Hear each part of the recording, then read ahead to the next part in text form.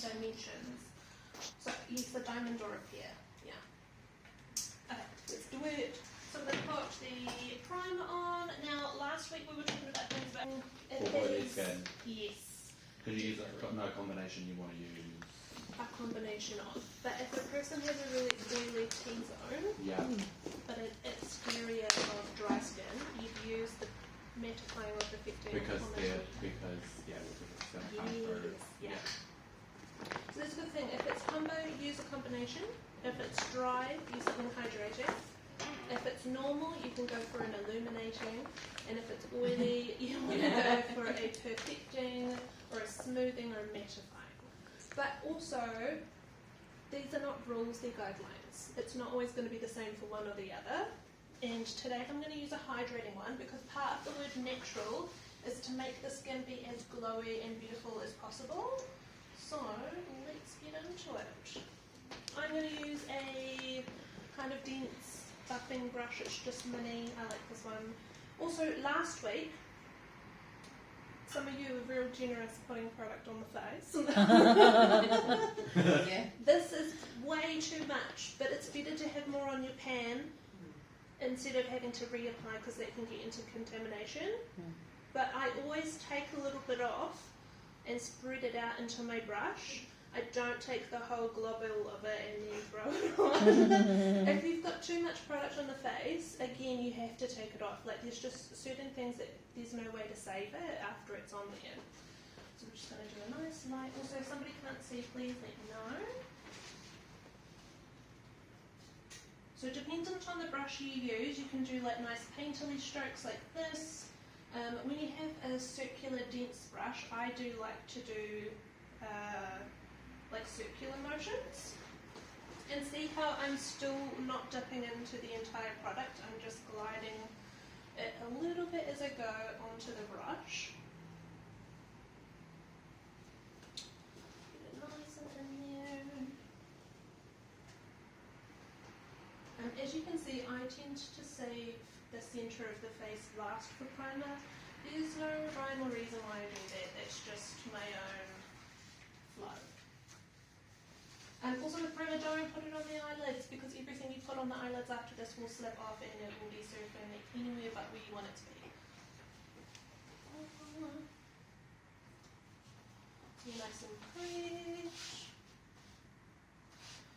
And that's how much I have left, which I will not use. But like in comparison to how much I had and how much I've got left over, it's okay if you've got that much left. But don't use it all if you don't need to use it.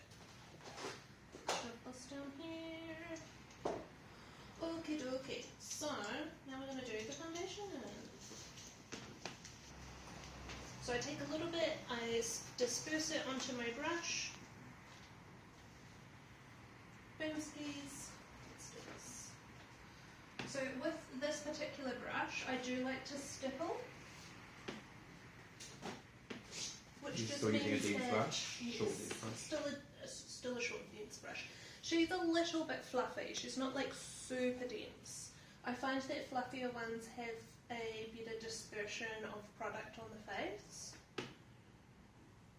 The reason I'm bouncing is because I feel like that's going to be a better distribution for the skin. Also, when you put a primer on, if you attack it too much after it's on there, you're going to disturb the scent that it has and it starts to pill or cause like little beads on the skin. So you just have to be aware that every time you put something on the face, you're building on top of something and you don't want to destroy the foundations you started with. So sorry, how would you avoid that? Stippling. Stapling. Yes. So would you generally always stipple when you do a foundation? No. So for example, if you had a primer that was really soft and not in the mattifying sense, it was just like runny kind of. Here's one that I can show you. Remind me, but there are some primers that are almost like moisturisers and they don't have the same set on the skin. They just move with your product. In that instance, I would say you could buff it. Otherwise, stippling is always safe. Yeah. The other one that I would say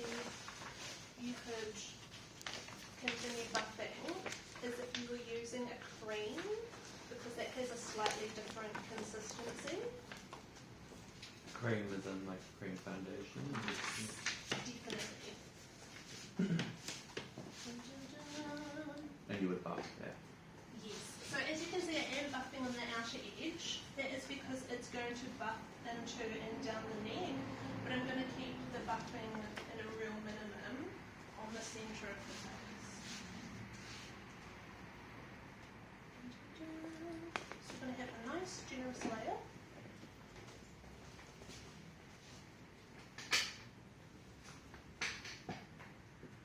Also, number one tip of all time for makeup is blend. Blend, blend, blend, blend, blend, blend, blend. The more blending you do, the better it's going to look. You can never do too much blending.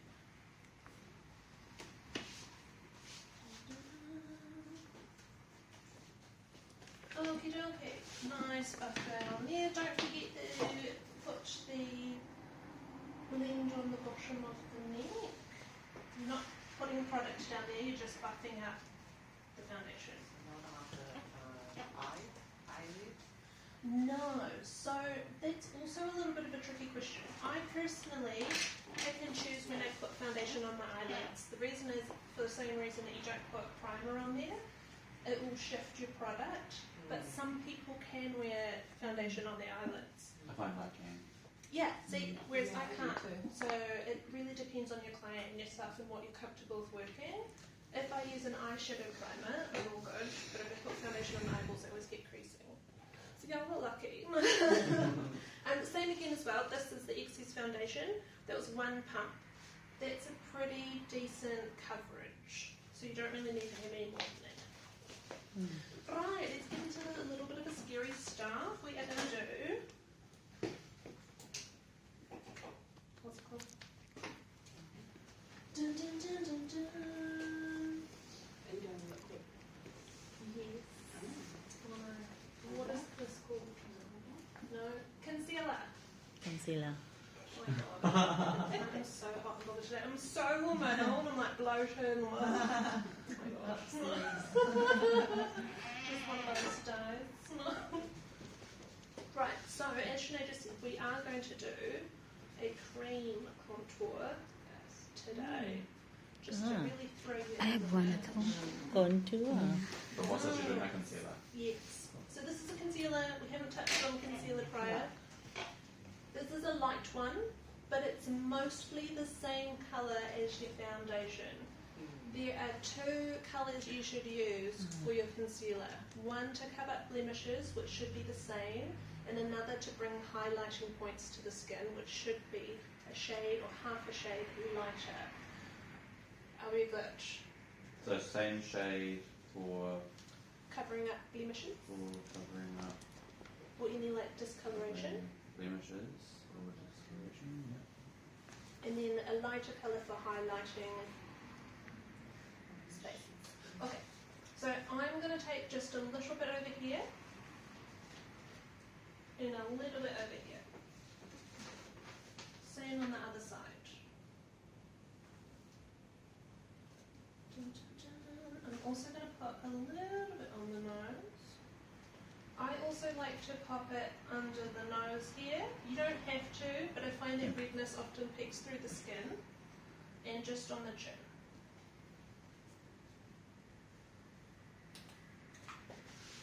Dun, dun, dun, dun. Where is my buffing brush? I'm going to use the same brush that we gave the foundation with. So you've got You got it. If you put any more than this, you're using way too much. I know there's that crazy TikTok thing going on where they like put a massive amount of product on their face. That is crazy. And it looks shiny. I'm sorry, lovely. It looks shiny. It's glowing. So all I'm doing is just gently buffing the product into the skin. I like to go inwards so that the product meets a little bit in the middle. But the reason why you don't want to swipe the entire under eye is because you'll be highlighting any discoloration or redness there because you're drawing attention to that place. So if you leave that safe zone in the middle, it deceives the eye when you look at someone, and the entire shadow of the look becomes a little more natural instead of being like fully glam blended. And it's just a little bit, like already that's done a really good job. Blend, blend, blend. Is that like flickering or is it just me? It's flicker. Okay, I'm not going crazy. It's alright, something's flickering. Gorge. And so you would said you'd really go out, your brush was going inwards. Yes, inwards and downwards. You can use a smaller brush. It doesn't have to be a big one. It can be something like this guy here, which is what I have started with in the past. This does get into the itty bitty places and can be a little more delicate for when you're first learning. But now I'm kind of like in the flow where I like to use bigger brushes for the purpose that they're bigger. Like I remember when I first started, and I'd get like real tiny teeny brushes thinking that it had to be really like specific and detailing, but this brush is just as good as putting on eyeshadow as a teeny tiny one, if not better. Let the brush do the work for you. Dun, dun, dun. Okay, let's get into the fun part, which is contouring. Cream sticks. There are multiple different versions of these. It's just the cream in a stick. I'm going to go for a 310, which is a couple shades darker than the foundation. Same thing again from tip of the ear to the corner of the mouth. And same on the other side. Thank you. Then turn to your left. Looks crazy. We're going to blend it in. It's not super dark. You don't want to be like carving into the skin. You just want it to be dark enough to give dimension to the face. How are we feeling about it? Are we okay? Cool. I wanted to see you blend that throat. Yes. I'm also going to continue putting more on. 3 fingers and above, we're going to contour. A little bit over here. Like 3 fingers.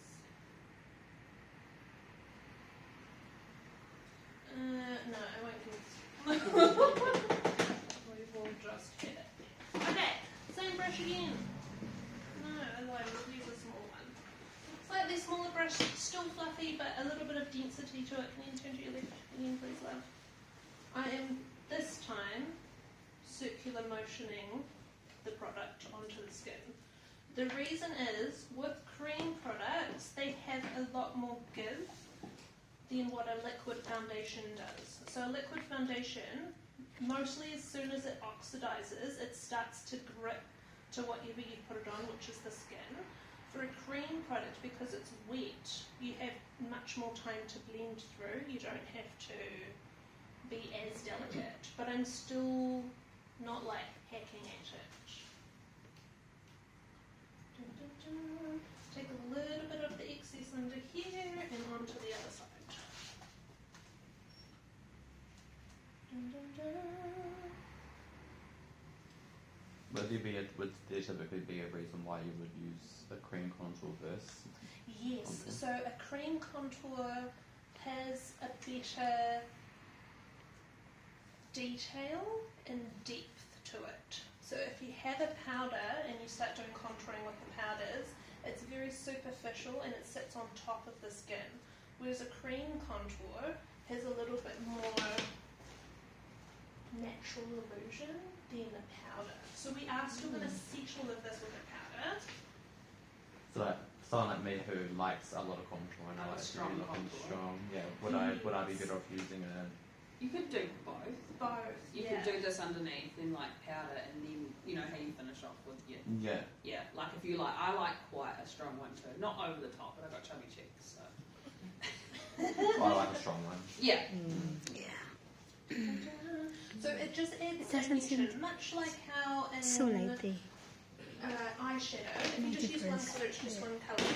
But ideally, if you use multiple shades, you'll have multiple dimensions of depth in how it blends into the skin. So you're just adding a little bit more trickery onto the face. Even just this, you can turn to me. See how it's not too much darker than the skin, that's a nice, beautiful, natural match. If you are going for the snatched for the gold's look, yes, you can use one a little darker, but for today, just keep it 1 or 2 tones lighter, darker than your natural skin tone for your client or yourself. Dun, dun, dun, dun. I'm also going to put a little bit under here just because I like to do this. There is a reason, but like, it's just to kind of like snatch it all together, much like how I put blush everywhere. Dun, dun, dun, pretty lips. Alright, setting spray, and we're going to go like this. Okay, other couple of tips is, put some lip balm on your client. This is a funny lesson that I learned much later down the track. Like, give me this. Because people's lips get so freaking dry when they're doing makeup that by the time you get to the lipstick portion of things, you're all chapped and uncomfy.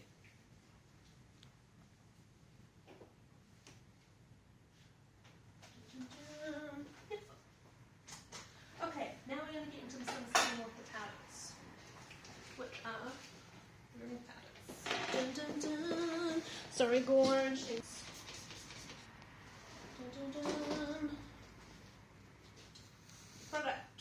Get it in your brush. Tap it in. Areas that you want to bring light to is where you put a lighter powder. So forehead, nose, top of the lip, mostly in the centre of the face. Right. Sorry, it was forehead, nose. Lips. Centre of the face. To set the rest of the product, use a powder that is the same colour as your client. Load up your brush, get in there. You don't need to use a lot of product. You just want enough to set what you're doing on the face. Just So a what little. was that colour that you using now? This one is the same colour as the client's skin. Like, with the same brush, we are going to use contouring or bronzing powder. This is to set all the good work that we've done and bring it forward to the top a little bit more. In exactly the same place. It's top of the ear to the mouth. And the gingerbread is lovely. So we're just giving it a little bit more love. I'm not sure if you can see, but can you notice that the blend is a lot more seamless than when you just use a powder? Yeah. Like Yeah. it migrates outwards a lot better than when you just use a powder by itself. Another swirl. Top of the ear, corner of the mouth. Dab, dab, dab, or swirl, swirl, swirl.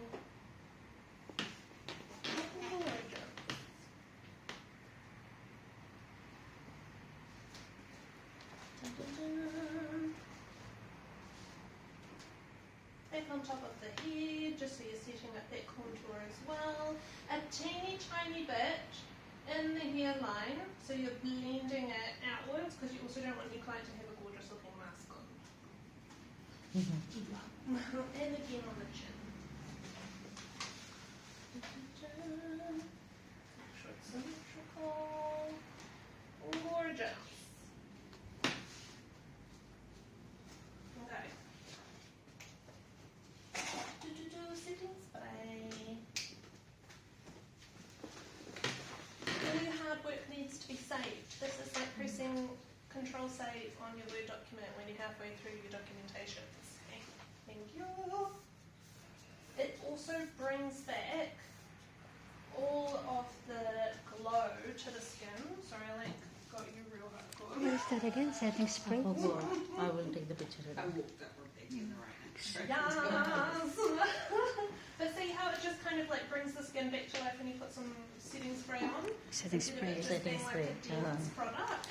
I saw when it came Dun, out. dun, dun. We You also saw it? go Yeah. into It's there? Kmart, yeah. How Kmart. much is it? I think $7. Eh? 7? Oh, Yeah.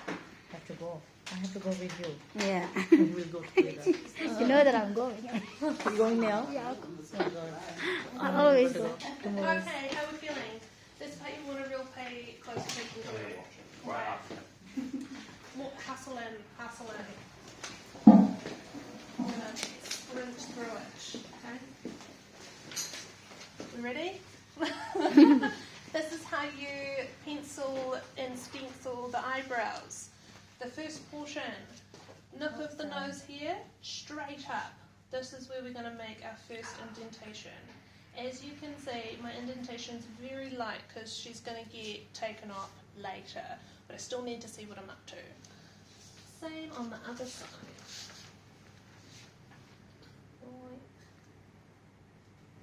Just on the crook of the nose, not quite yet on the exterior. Can everyone still see if I'm here? Mm-hmm. The next part is the same crook of the nose straight through the iris when your client is looking straight ahead. Through the pupil, I mean. And same again on the other side. The reason why I'm in the centre of the client's face is because not everyone's face is symmetrical. So you have to do a couple of adjustments to make sure that there's unison in the eyebrow. And then the last space is on the outer crook of the nose to the very corner of the eye, up.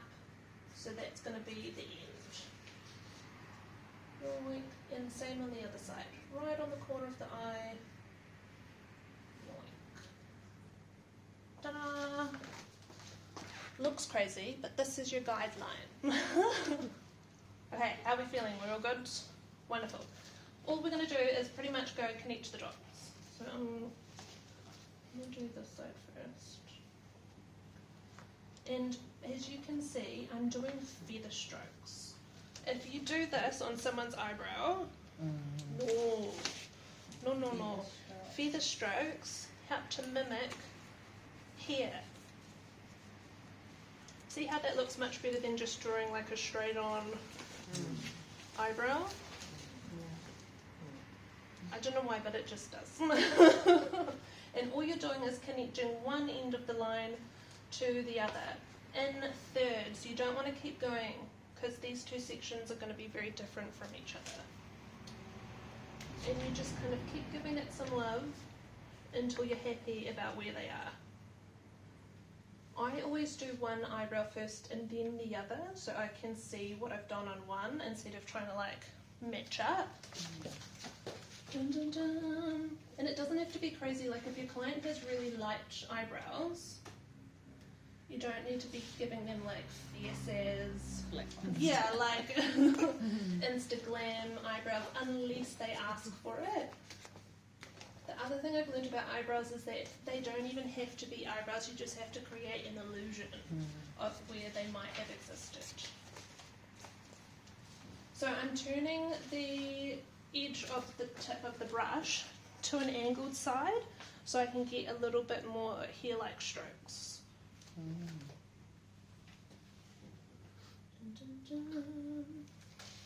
And then these things are girl's best friend. Ta-da! So I'm now happy with what the shape is looking like. And I'm just going to take the product and buff it out. And that is the first half of the eyebrow. So see how it's not perfect, but it looks like a good eyebrow because you're not taking away any mess from the face. And then all I do is the same thing again, but from this line to the bottom. Thankfully, even though Shanae's hair is light, she has a pretty awesome natural shape. And so I'm using her natural shape from her eyebrow and guiding me towards the shape we want to create.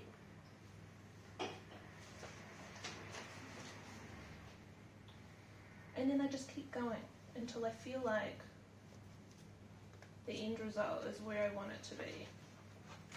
Two things, some people do have a tippity tip tip and some people don't have a tippity tip tip or an arch, that's what I'm looking for. It really depends on what the client likes and what the natural eyebrow looks like as well. Do you like to have an arch? Client likes to have an arch. To do an arch, see how it's tapered and pointed right at that point? I'm just going to use that and create like a little mini triangle situation to have the arch there. Can I ask a stupid question? What is the thing on the end of your brush? Oh, this is a spoolie, And it's Okay. just pretty much like a little. I've never used it before, and I've Eyebrow brush. always wondered Yeah. why am I brushing my It's good. eyebrow hairs for? No, they actually fall out and stuff. Yes. So it's good to brush. Right. Okay. Even without blonde. I like that So as you eyebrow. can see, I'm just policing where I do/do not want product. I'm like overheating to the days, man. Dang. It's probably because we're all in your face too, but it doesn't really help. No, it's, you know, they've got old human amazing times. And voila! Gorgeous Yeah. eyebrow. Only took a couple of minutes. It's nothing scary. Little mini strokes. You'll get there. But from that part to that part, you were kind of in one stroke. Yes, that is a really good identifying thing. One stroke. So little teeny tiny ones to that line. And I'm just making sure that this dude is nice and gorgeous. Then from this line to this line, and yes, I always go outwards to the brow. So on this side, I'll go this way. Feel good? Yeah. Okay, you guys think about that for 10 seconds whilst I spruce up these. I might. Sometimes there are freckles or hairs or really anything that the natural skin does that can distract you from your goal. What I mean by that is, like, for example, on the ends of my eyebrows, I've got 2 freckles that are indented into the skin. And if I try to draw an eyebrow on there, it says every single time, no ma'am. And it starts looking super crazy. And so I have to, like, realign where the shape is going or how much pressure I'm putting on the product.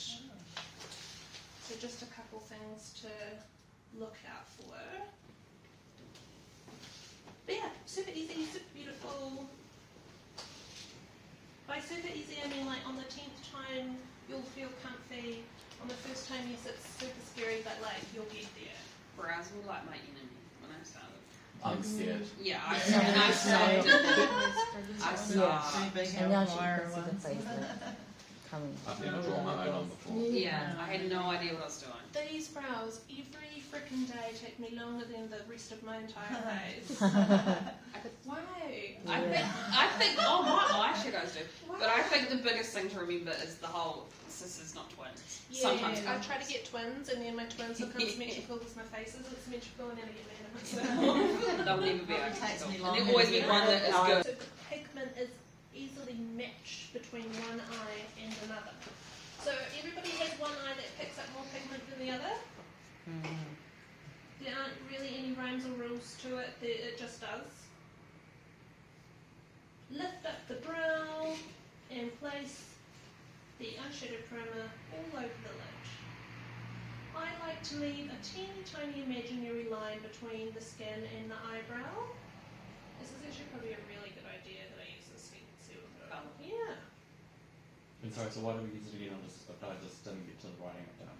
So it's to hold pigment on the eyelid, and so the pigment is richer, and so they're even on both sides. Hold pigment on the lid and even both sides. Yeah. And so nice stepping motions. Eyeshadow primer. If I ever make a boo-boo over here, all I do is I get my finger and I just make a little nick. Just so I can like kind of blend it in. And then same on the other side.